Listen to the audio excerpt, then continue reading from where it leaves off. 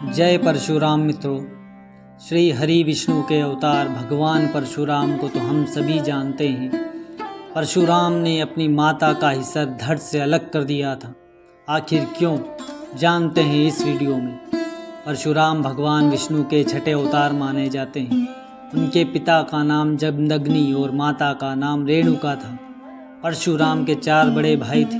परशुराम को न्याय देवता माना जाता है।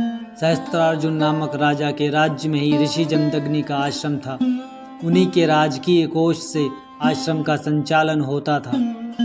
परंतु सहस्त्रार्जुन की कुबुद्धि के कारण उसने जमदग्नि के आश्रम का दाना पानी बंद करवा दिया। जब बालक परशुराम ने उसका विरोध किया तो राजा सहस्त्रार्जुन ने बालक परशुराम को धक्का देकर मार्ग से अलग कर दिया।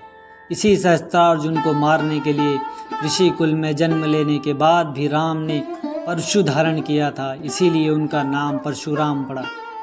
जब सहस्त्रार्जुन ने आश्रम पर सभी प्रतिबंध लगा दिए तब जमदग्नि की पत्नी उनसे आज्ञा लेकर सहस्त्रार्जुन को समझाने जाती, परंतु राजमहल में प्रवेश करते ही उस दुष्ट ने रेणुका पर कुदृष्टि डाली और काम वासना के वशीभूत होकर ऋषि पत्नी की मर्यादा भंग करने की कोशिश की। परंतु ऋषि पत्नी रेणुका ने उसी महल से तलवार निकालकर सहस्त्रार्जुन पर वार कर दिया और अपने मान की रक्षा कर अपने आश्रम लौट आईं। परंतु आते आते ऋषि पत्नी रेणुका को अत्यधिक विलंब हो चुका था। चूँकि महर्षि जमदग्नि सहस्त्रार्जुन की कुदृष्टि को अच्छी तरह जानते थे, इसीलिए उन्होंने अपनी ही पत्नी पर संदेह किया और चरित्रहीनता का भाव अपने मन में ला बैठे और बार बार अपनी पत्नी को उसी दृष्टि से देखकर अपना मन अशांत करने लगे। इसी अशांति को शांत करने के लिए ऋषि जमदग्नि ने निर्णय लिया कि वे पत्नी रेणुका के जीवन का अंत कर देंगे और उन्होंने अपने 4 पुत्र जो उस समय आश्रम में ही थे उन्हें आदेश दिया कि तुम अपनी माता का वध कर दो। परंतु उनके 4 पुत्रों ने अपनी माता का वध करने से मना कर दिया। वे जानते थे कि उनकी माता ऐसा जघन्य अपराध कभी नहीं कर सकती। यही सोचकर उन्होंने अपने पिता की आज्ञा को मानने से इनकार कर दिया। ऋषि जमदग्नि के मन की अशांति बढ़ती जा रही थी।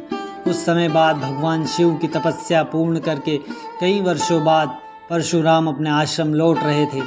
तभी उन्हें मार्ग में अपने पिता जमदग्नि दिखाई पड़े और उन्होंने अपने पिता को प्रणाम करते हुए इस तरह जंगल में भटकने का कारण पूछा।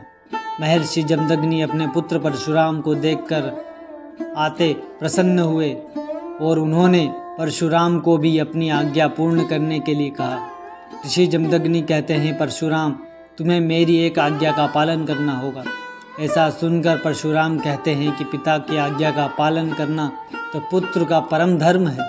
आप आज्ञा करें पिताश्री।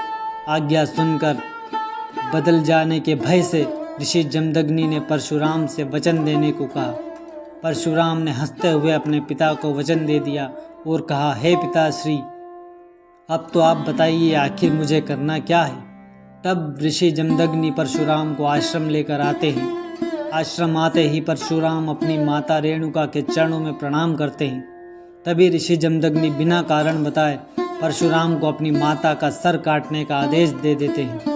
परशुराम यह आदेश सुनकर अचंभित हो जाते हैं और अपनी ही माता का वध करने के लिए आगे बढ़ जाते हैं। अपनी आंखों में आंसू लिए और अपने पिता की आज्ञा पालन करते हुए चीख कर शंभू का नाम लेते हुए अपनी माता का सर धड़ से अलग कर देते हैं। यह देखकर जमदग्नि पुत्र परशुराम से अत्यंत प्रसन्न हो जाते हैं और परशुराम को मन चाहा वरदान मांगने को कहते हैं। तभी परशुराम अपने पिता से अपनी मृत पड़ी माता का जीवन दान मांग लेते हैं।